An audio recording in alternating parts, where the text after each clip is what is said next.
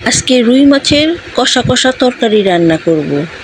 Hello, আসসালামু আলাইকুম। আজকে রুই মাছের কষা কষা তরকারি রান্না করব। রুই মাছগুলোকে ভালোভাবে ধুয়ে তারপরে আমি মশলা মেখে রেখেছিলাম, মেরিনেট করে রেখেছিলাম। তারপর আমি মাছগুলোকে ফ্রাই প্যানে ভালোভাবে ভেজে নিব। সবগুলো মাছ আমি ভালোভাবে কড়কড়া করে ভেজে নিব। নেওয়া হয়ে গেলে আমি এই রুই মাছের তরকারি রান্না করব কষা কষা করে। অন্যদিকে পাত্রের মধ্যে আমি পেঁয়াজ, আদা রসুন বাটা, তারপরে তেজপাতা, কাঁচামরিচ দিয়ে আমি টমেটো দিয়ে ভালোভাবে কষিয়ে নিলাম। নেওয়ার পর ওই ভাজা মাছগুলো, রুই মাছ ভাজাগুলো আমি সবগুলোকে দিয়ে দিব এই কষানো পেঁয়াজের মধ্যে। খুব মজা লাগে এই তরকারিটা এইভাবে রান্না করে খেলে।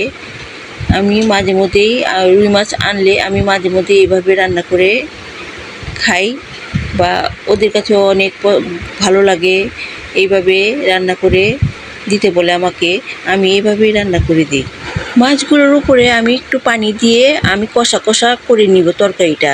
এই দেখেন কষা কষা তরকারিটা করে নিলাম। কালারটা অনেক সুন্দর, খুব সুন্দর কালারটা হয়েছে, দেখতে খুব ভালো লাগতেছে। এই কষা কষা তরকারিটা হয়ে গেছে। তরকারি এখন নামিয়ে ফেলব।